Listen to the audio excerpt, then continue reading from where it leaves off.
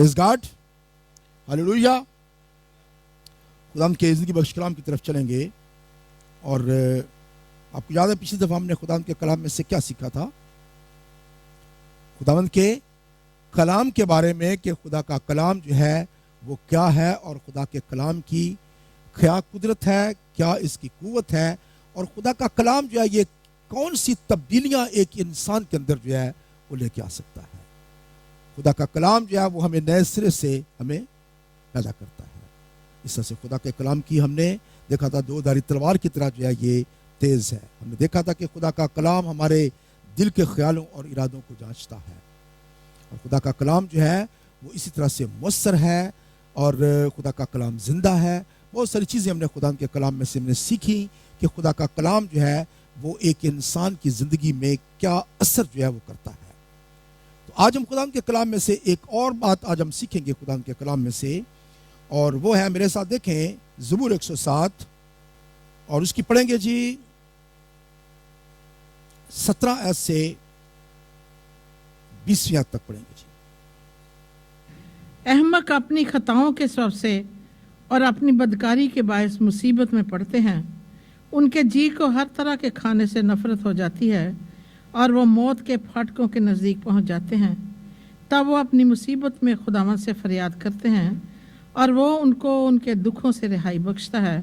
वो अपना कलाम नाज़िल फरमाकर उनको शिफा देता है, और उनको उनकी हलाकत से रिहाई बख्शता है। प्रेज़ गॉड, खुदा के कलाम के पढ़े सुने जाने पर उसकी बरकत हो। यहाँ पे एक और बड़ा जो इफेक्ट है खुदा के कलाम का वो है कि जब लोग जो है वो अहमक जो है वो अपनी खताओं के सबब से और अपनी बदकारी के बायस मुसीबत में पड़ते हैं। तो बाज़ औक़ात याद रखें कि गुनाह जो है या हमारी हमाकतें जो हैं वो हमें खुदा से अलहदा कर देती हैं, खुदा से दूर कर देती हैं। हमारी बदकारी जो है, जब हम गुनाह की हालत में होते हैं तो याद रखें कि खुदा जो है उसके और हमारे बीच में एक दीवार जो है वो आ जाती है। गुनाह जो है वो हमें खुदा से अलहदा करता है, क्योंकि खुदा जो है वो पाक है, और ज़रूरी बात है कि अगर हम उस पाक खुदा के सामने जाना चाहते हैं, उस पाक खुदा के साथ रफ़ाकत रखना चाहते हैं, तो ज़रूरी बात है कि हम भी पाक हों। और जब हमारी ज़िंदगी में गुनाह होता है, जब हमारी ज़िंदगी के अंदर बदकारी होती है, तो हम खुदा से अलहदा हो जाते हैं। लेकिन जब हम खुदा से अलहदा हो जाते हैं तो याद रखें कि फिर इब्लीस जो है वो हम पर हमला करता है, और उसको ये रास्ता मिल जाता है कि वो हमारी ज़िंदगी में मुश्किलात, बीमारियां और प्रॉब्लम्स जो है वो लेकर आए। तो यहाँ पे कैसे मुसीबत में पड़ते हैं अहमक? अपनी खताओं के सबब से और अपनी बदकारी के बायस मुसीबत में पड़ते हैं। और पॉसिबल है कि ये यहाँ पे जो इंडिकेशन दी गई है ये एक ऐसी बीमारी की तरफ है जिसमें लिखा है कि उनको उनके जी को हर तरह के खाने से नफरत हो जाती है।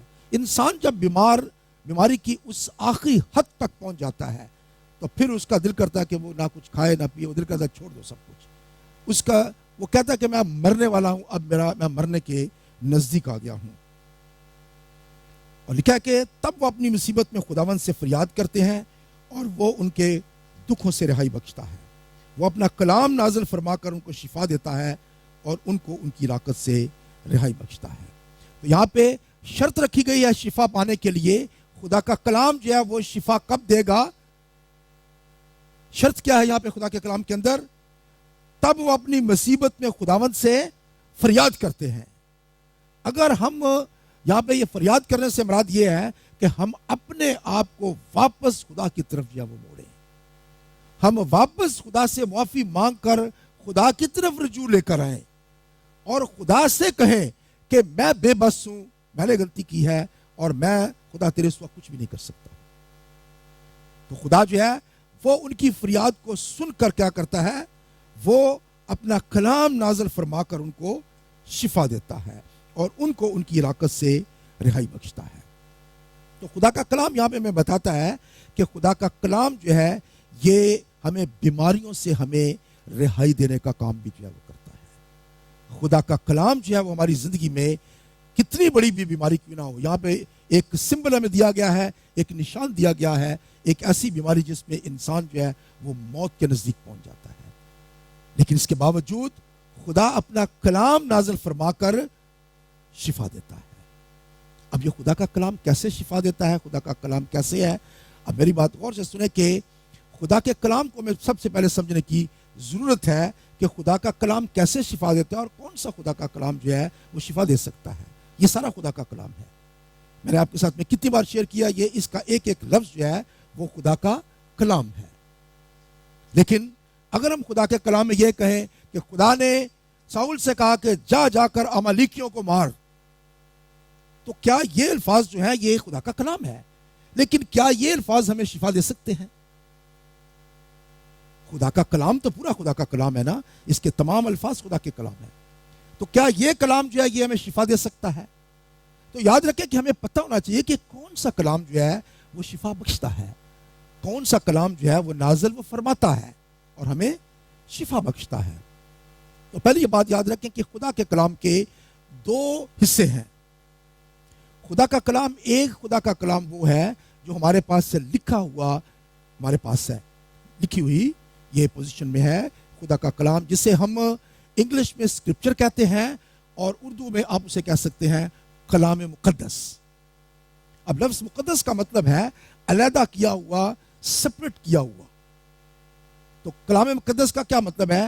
ایسا کلام جو کہ بالکل علیحدہ کیا گیا, کسی خاص پرپس کے لیے لکھا ہے, کسی خاص مقصد کے لیے لکھا ہے.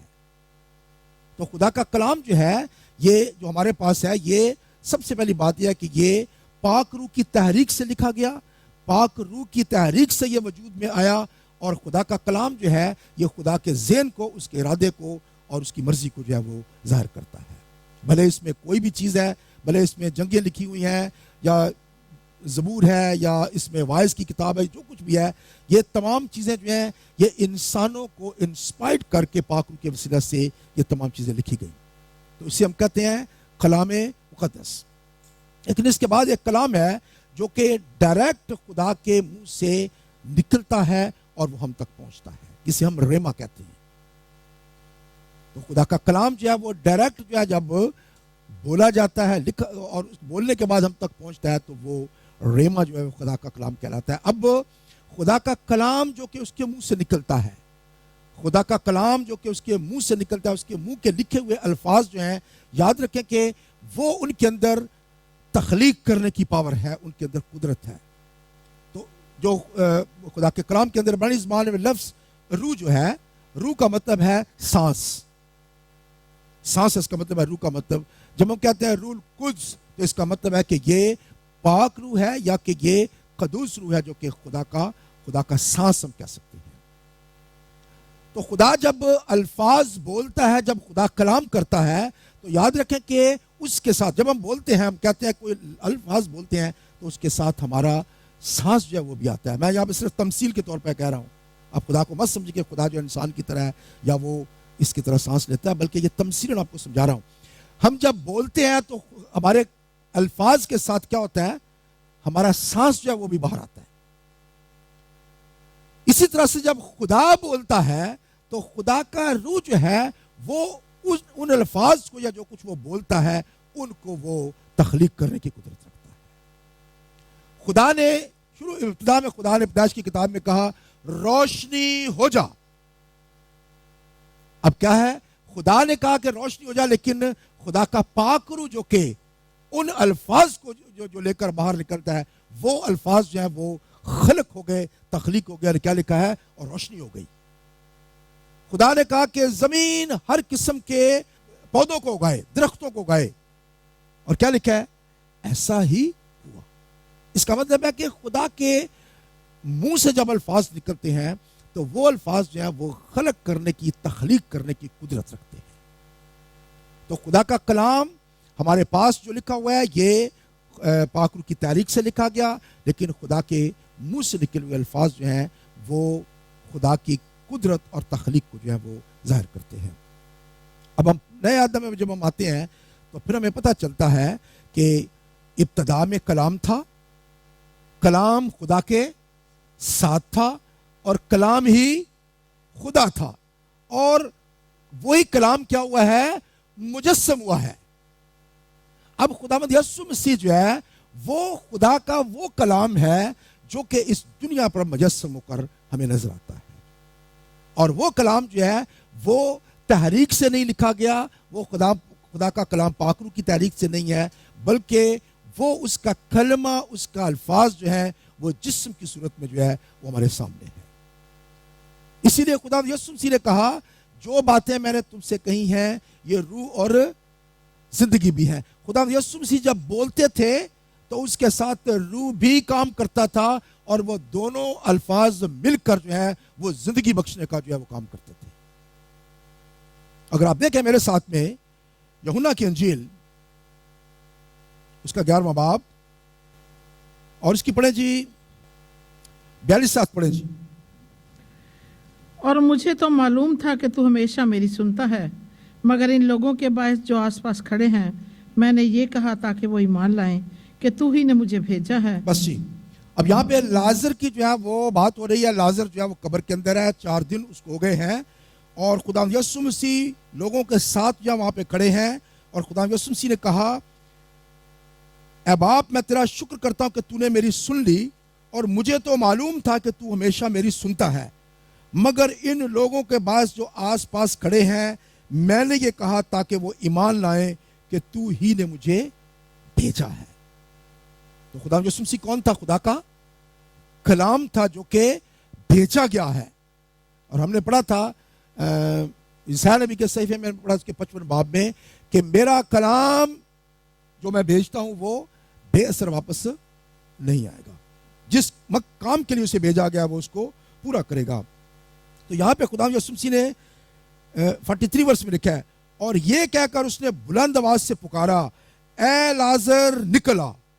جو مر گیا تھا وہ کفن سے ہاتھ پاؤں باندھے ہوئے نکل آیا۔ تو خداوند یسوع مسیح کے منہ سے جب الفاظ نکلے ہیں لازر باہر نکل آ،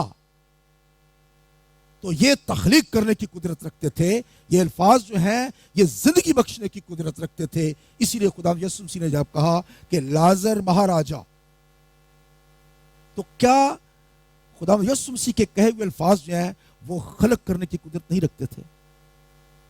اس موت کو ختم کرنے کے لیے، اس کو زندگی دینے کے لیے خداوند یسوع مسیح کے الفاظ جو ہیں وہ کافی تھے۔ تو خداوند یسوع مسیح جو ہے وہ خدا کے منہ سے نکلا ہوا کلام جو کہ اس دنیا کے اندر ایک جسم کی حالت میں یہاں پہ رہا، ہمارے ساتھ رہا۔ خداوند یسوع مسیح کے کہے ہوئے الفاظ جو ہیں، ان کے منہ کی باتیں جو ہیں، یاد رکھیں کہ وہ زندگی بخشنے والی ہیں، اور انہی کے وسیلہ سے ہم شفا بھی پا سکتے ہیں۔ میرے ساتھ اور حوالہ دیکھیں یوحنا کی انجیل 4 باب اور اس کی پڑھیں گے جی 46 ورس سے پڑھیں گے جی۔ پڑھیں جی۔ پس وہ پھر کانا گلیل میں آیا جہاں اس نے پانی کو مے بنایا تھا، اور بادشاہ کا ایک ملازم تھا جس کا بیٹا کفرنہوم میں بیمار تھا۔ وہ یہ سن کر کہ یسوع یہودیہ سے گلیل میں آ گیا ہے اس کے پاس گیا اور اس سے درخواست کرنے لگا کہ چل کر میرے بیٹے کو شفا بخش، کیونکہ وہ مرنے کو تھا۔ یسوع نے اس سے کہا جب تک تم نشان اور عجیب کام نہ دیکھو ہرگز ایمان نہ لاؤ گے۔ بادشاہ کے ملازم نے اس سے کہا اے خداوند میرے بچہ کے مرنے سے پہلے چل۔ یسوع نے اس سے کہا جا تیرا بیٹا جیتا ہے۔ اس شخص نے اس بات کا یقین کیا جو یسوع نے اس سے کہی اور چلا گیا۔ وہ راستہ ہی میں تھا کہ اس کے نوکر اسے ملے اور کہنے لگے کہ تیرا بیٹا جیتا ہے۔ اس نے ان سے پوچھا کہ اسے کس وقت سے آرام ہونے لگا تھا۔ انہوں نے کہا کل 7ویں گھنٹے میں اس کی تپ اتر گئی۔ پس باپ جان گیا کہ وہی وقت تھا جب یسوع نے اس سے کہا تھا تیرا بیٹا جیتا ہے، اور وہ خود اور اس کا سارا گھرانہ ایمان لایا۔ پریز گاڈ۔ یہاں پہ آپ دیکھ سکتے ہیں کہ ایک شخص جو ہے وہ بہت دور ہے، خدا یسوع مسیح اور جگہ پہ ہے، اس کا بیٹا جو ہے وہ اور جگہ پہ موجود ہے، اور اس نے آ کر خدا یسوع مسیح درخواست کی کہ میرے گھر میں چل، میرا بیٹا جو ہے وہ مرنے کے قریب ہے۔ اور خدا یسوع مسیح نے یہ کہا تیرا بیٹا جیتا ہے۔ خدا یسوع مسیح کے منہ سے نکلے ہوئے الفاظ جو ہیں وہ کافی تھے کہ وہ بیٹا جو کہ مرنے کے قریب تھا یا مر چکا تھا، وہ اس نے اتنا صرف کہا کہ وہ جیتا ہے۔ اور وہ ٹائم کب تھا جب وہ ٹھیک ہونے لگا بچہ؟ جب خدا یسوع مسیح نے یہ الفاظ کہے۔ اس کا مطلب ہے کہ خدا کے کلام کے اندر فاصلے جو ہیں ان کی کوئی قید نہیں ہے، کہیں بھی ہو کچھ بھی ہو، لیکن خدا کا کلام جو ہے وہ تاثیر رکھنے والا ہے۔ خدا کا کلام جو ہے جب وہ بولا جاتا ہے تو وہ شفا بخشنے کی قدرت رکھتا ہے. خدا یسوع مسیح نے اتنا کہا جا تیرا بیٹا جیتا ہے, اور اسی وقت سے وہ بیٹا جو ہے اس کا ٹھیک ہو گیا. اس کے ساتھ ایک اور والا میرے ساتھ دیکھیں, متی رسول کی معرفت لکھی گئی انجیل اور اس کا 8واں باب اور اس کی پہلی آیت سے. جی جب وہ اس پہاڑ سے اترا تو بہت سی بھیڑ اس کے پیچھے ہو لی, اور دیکھو ایک کوڑی نے پاس آ کر اسے سجدہ کیا اور کہا اے خداوند اگر تو چاہے تو مجھے پاک صاف کر سکتا ہے. اس نے ہاتھ بڑھا کر اسے چھوا اور کہا میں چاہتا ہوں تو پاک صاف ہو جا. وہ فوراً کوڑ سے پاک صاف ہو گیا. بس یہاں پہ ہم دیکھتے ہیں کہ کوڑی نے پاس آ کر سجدہ کیا اور کہا اے خداوند اگر تو چاہے تو مجھے پاک صاف کر سکتا ہے. اس نے ہاتھ بڑھا کر اس کو چھوا اور کہا میں چاہتا ہوں تو پاک صاف ہو جا. میں چاہتا ہوں کہ تو پاک صاف ہو جا. اور آگے کیا لکھا ہے, وہ فوراً کوڑ سے پاک صاف ہو گیا. خدا یسوع مسیح کے منہ سے نکلے ہوئے الفاظ جو ہیں وہ جیسے ہی باہر گئے ہیں, اس نے ایک قدرت کے ساتھ اس کوڑ کو, پورے کے پورے کوڑ کو جو ہے اس کو ہمیشہ کے لیے دور کر دیا اور وہ کوڑی شفا پا گیا. تو خدا جو ہے کیسے اپنا کلام نازل فرما کر شفا بخشتا ہے. خداوند یسوع مسیح کے منہ سے نکلی ہوئی باتیں جو اس نے کلام کیا ہے وہ شفا بخشنے کے لیے ہے, وہ شفا دینے کی قدرت رکھتا ہے. اور بہت سارے حوالہ جات ہیں, اس وقت میرے پاس ٹائم نہیں ہے کہ ہم تمام ان حوالہ جات کو دیکھیں. خدا یسوع مسیح کی پوری 3.5 سال کی منسٹری میں اگر آپ دیکھیں تو خدا یسوع مسیح نے اسی طرح سے. ایک اور والا بھی دیکھ لیتے ہیں, چلیں متی کی انجیل اس کا 8واں باب اور اس کی 5ویں آیت سے پڑھیں. جی اور جب وہ کفرنہوم میں داخل ہوا تو ایک صوبہ دار اس کے پاس آیا اور اس کی منت کر کے کہا اے خداوند میرا خادم فالج کا مارا گھر میں پڑا ہے اور نہایت تکلیف میں ہے. اس نے اس سے کہا میں آ کر اس کو شفا دوں گا. صوبہ دار نے جواب میں کہا اے خداوند میں اس لائق نہیں کہ تو میری چھت کے نیچے آئے, بلکہ صرف زبان سے کہہ دے تو میرا خادم شفا پا جائے گا. اب یہاں پہ دیکھیں کہ صوبہ دار جو ہے اس نے کہا کہ اے خداوند میں اس لائق نہیں کہ تو میری چھت کے نیچے آئے, بلکہ صرف زبان سے کہہ دے تو میرا خادم شفا پائے گا. یہ نہیں کہ آپ وہاں پہ موجود ہوں, آپ جائیں وہاں پہ اور جا کر کوئی ایکشن کریں اور پھر آپ جا کے وہ شخص جو ہے ٹھیک ہو سکتا ہے. اس کا ایمان کیا تھا, یہ اگر تو صرف زبان سے کہہ دے, تیرے منہ سے نکلے ہوئے الفاظ جو ہیں ان کے اندر قدرت ہے, وہ تخلیق کرنے کی قدرت رکھتے ہیں. اور خدا یسوع مسیح نے 13ویں آیت پڑھیں. جی اور یسوع نے صوبہ دار سے کہا جا جیسا تو نے اعتقاد کیا تیرے لیے ویسا ہی ہو, اور اسی گھڑی خادم نے شفا پائی. پریز گاڈ. خدا یسوع مسیح نے کہا کہ جیسا تو نے کہا ہے, کیا کہا تھا اس نے, صرف تو اپنی زبان سے کہہ دے گا تو میرا خادم شفا پا جائے گا. خدا یسوع مسیح نے کہا جیسا تو نے کہا ہے تیرے اعتقاد کا ایسا ہی ہو, اور اسی گھڑی جو ہے اس نے نوکر نے شفا پائی. تو خدا کلام نازل فرما کر شفا بخشتا ہے. میرے ساتھ دیکھیں امثال کی کتاب اس کا 4واں باب اور اس کی 20ویں آیت پڑھیں. 20 سے لے کے اس کی 23ویں آیت تک پڑھ لیں. جی اے میرے بیٹے میری باتوں پر توجہ کر, میرے کلام پر کان لگا, اس کو اپنی آنکھ سے اوجھل نہ ہونے دے, اس کو اپنے دل میں رکھ, کیونکہ جو اس کو پا لیتے ہیں یہ ان کی حیات اور ان کے سارے جسم کی صحت ہے.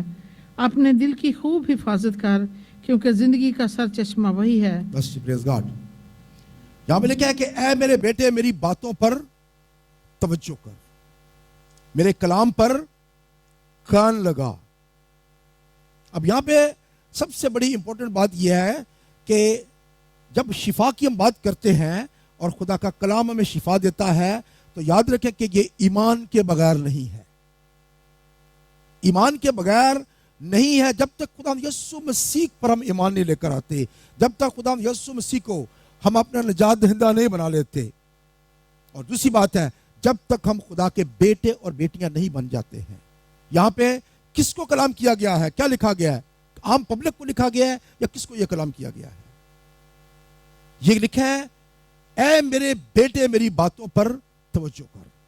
تو پہلی شرط کیا ہے, ہمیں خدا کے ہمیں بیٹے اور بیٹیاں ہونے چاہیے، کیونکہ وہ اپنے بیٹے بیٹیوں سے کہہ رہا ہے، اپنے بیٹے اور بیٹیوں سے کہہ رہا ہے۔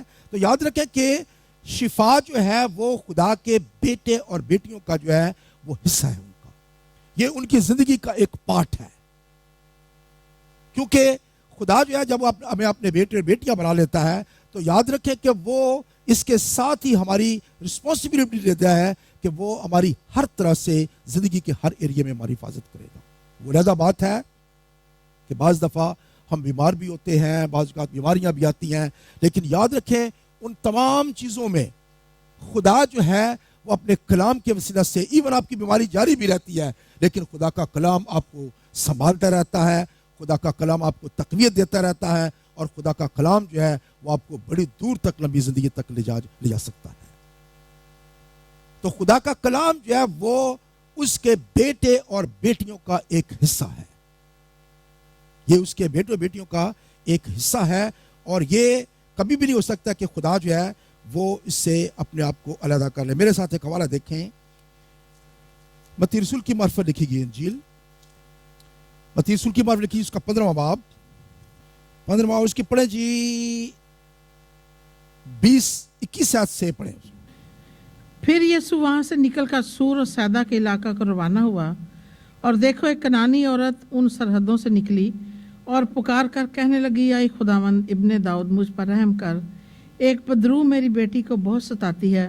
مگر اس نے اسے کچھ جواب نہ دیا، اور اس کے شاگردوں نے پاس آ کر اس سے یہ عرض کی کہ اسے رخصت کر دے، کیونکہ وہ ہمارے پیچھے چلاتی ہے۔ اس نے جواب میں کہا کہ میں اسرائیل کے گھرانے کی کھوئی ہوئی بھیڑوں کے سوا اور کسی کے پاس نہیں بھیجا گیا۔ مگر اس نے آ کر اسے سجدہ کیا اور کہا، اے خداوند میری مدد کر۔ اس نے جواب میں کہا، لڑکوں کی روٹی لے کر کتوں کو ڈال دینا اچھا نہیں۔ اس نے کہا، ہاں خداوند، کیونکہ کتے بھی ان ٹکڑوں میں سے کھاتے ہیں جو ان کے مالکوں کی میز سے گرتے ہیں۔ اس پر یسوع نے جواب میں اس سے کہا، اے عورت، تیرا ایمان بہت بڑا ہے، جیسا تو چاہتی ہے تیرے لیے ویسا ہی ہو۔ اور اس کی بیٹی نے اسی گھڑی شفا پائی۔ بس یہاں پہ ایک ہمیں مثال بتائی گئی ہے کہ خدا یسوع مسیح نکل کر سور اور سیدا کے علاقہ کو روانہ ہوا۔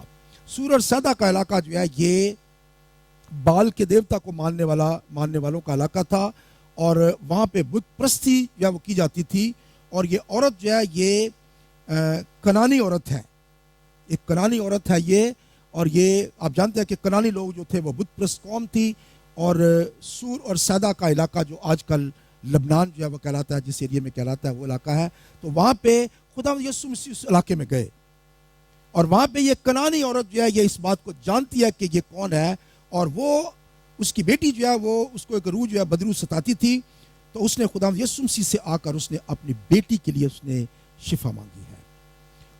بہت دفعہ اس تمثیل کو جو ہے وہ لوگ جو ہے وہ بڑے غلط طریقوں سے کہتے ہیں، جی خدا یسوع مسیح نے اس کو کتے کہا ہے اور یہ کہا وہ کہا ہے، ٹھیک ہے نا، لیکن یاد رکھیں کہ یہاں پہ خدا یسوع مسیح کا جو مقصد کیا ہے بات کرنے کا وہ سمجھنے کی کوشش کریں۔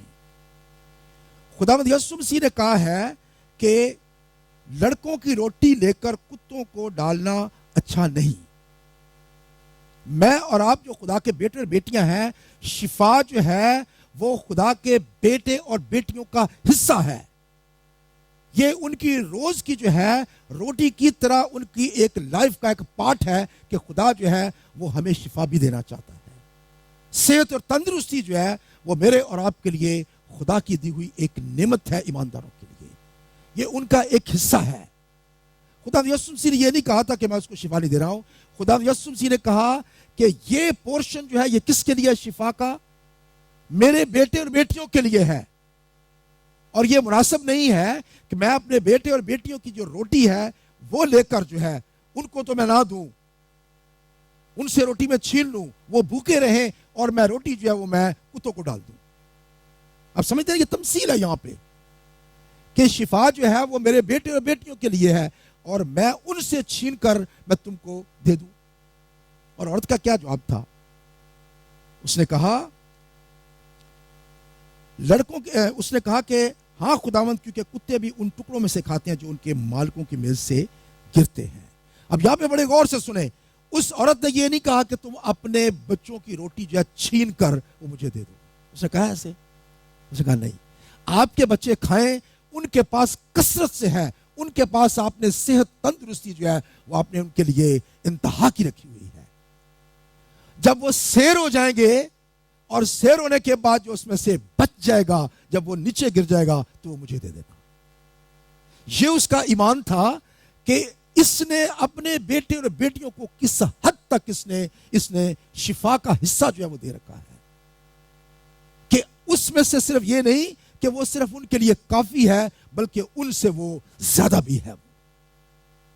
اور اگر ان سے زیادہ ہے تو ان ٹکڑے جو گرے ہوئے ٹکڑے ہیں, مجھے ان ٹکڑوں میں سے ہی تو شفا دے دے. اور خدا یسوع مسیح نے کیا کہا؟ تیرا ایمان بہت بڑا ہے, تیرا ایمان بہت بڑا ہے. کس بات کی خدا یسوع مسیح ایمان کی بات کر رہے تھے؟ تیرا ایمان یہ ہے کہ تو نے اپنے بیٹے اور بیٹیوں کے لیے اتنی زیادہ تو نے رکھا ہے, سب کچھ رکھا ہے, اتنی شفا رکھی ہے کہ وہ کھا کر سیر ہو کر وہ ٹکڑے بھی جو ہیں وہ نیچے گراتے ہیں, اور میں ان ٹکڑوں میں سے صرف مانگ رہی ہوں.